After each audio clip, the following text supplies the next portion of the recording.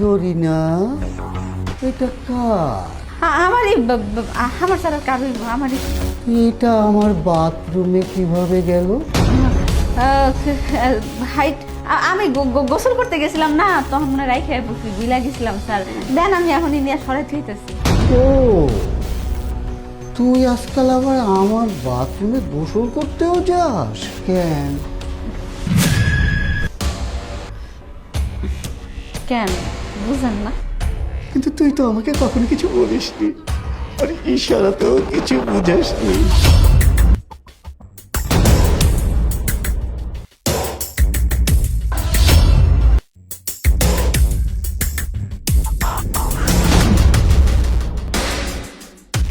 এখন বুঝালন কিল লেগে আপনার বাথরুমে ওইটা রাইখে আইছিলাম। এই, তুই কি চাস আমি এটা তোকে পড়িয়ে দে? আচ্ছা তাহলে দেরি করছিস কেন? আয় না, কাছে আয় না রে।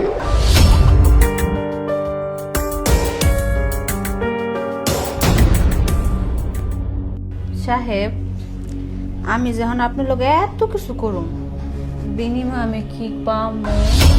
আমি কিন্তু আবার টাকা ছাড়া এক পাও লড়ি না। টাকা দিলে লড়ি, নাইলে লড়াই না। আরে ধুরো, টাকা কোনো ব্যাপার না।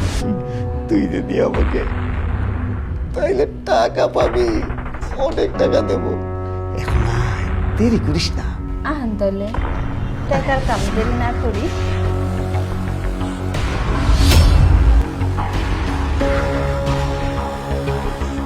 বাবা,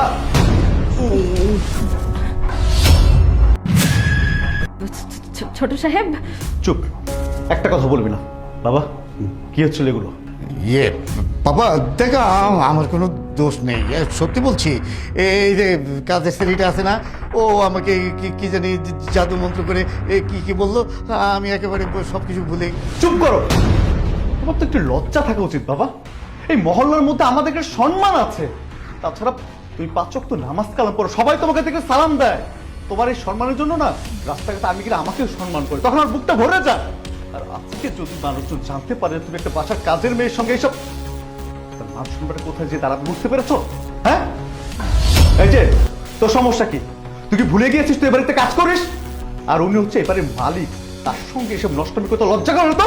সাহেব, আপনি আমার লোকে সিলাইতেছেন কিসের জন্য? হ্যাঁ, আমার যা মন চায় আমি তাই করবো। আর যে পুরুষগুলো চোখের নজর খারাপ, ওই পুরুষগুলোকে আমি এমনই করি, একটু দেখায় দুখায় 2 টাকা ইনকাম করি। এটাই হচ্ছে আমার ব্যবসা। তার মানে তুই টাকার জন্য নিজে ইচ্ছা করে বাবার সঙ্গে এগুলো করেছিস? হ্যাঁ। আর তোকে কি বলবো, টাকার জন্য, সামান্য কিছু টাকার জন্য তুই একজন বাবার বয়সের লোকের সঙ্গে বিছানে চলে গিয়েছিস। কাজ করিস তো মানুষের বাসায়, পাশাপাশি যে পতিতাবৃত্তি করিস, এটা আমার জানা ছিল না, আজকে ভালোভাবে জানা হয়ে গেল। এরপর থেকে না বিশ্বাস করে যুবতী মেয়েদেরকে বাসায় কাজেই রাখবে না। আজকে আমার মা বেঁচে নাই, আর যদি মা বেঁচে থাকতো, এই ঘটনা যদি আমার জায়গায় আমার মা দেখতো, তাহলে কি হতো বুঝতে পেরেছিস? এই সংসার ছেড়ে চলে যেত নিজের সম্মানটা নিয়ে। যা, চলো।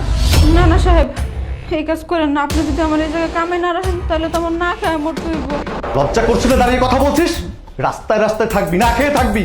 আর তোদের মতো মেয়েরা না খেয়ে কখনো থাকে না। ভালো ভালো বলছি, চলে যা।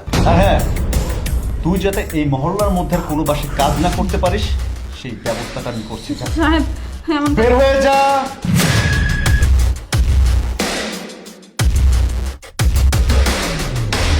আর বাবা, তোমাকে বলছি, 5 ওয়াক্ত নামাজ কালাম পড়ো, লাভ কি? নিজের চরিত্র যদি ঠিক না থাকে, সে নামাজ পড়ে লাভ কি বলতে পারো? আমার নিজেরও ঘৃণা হচ্ছে না তোমাকে।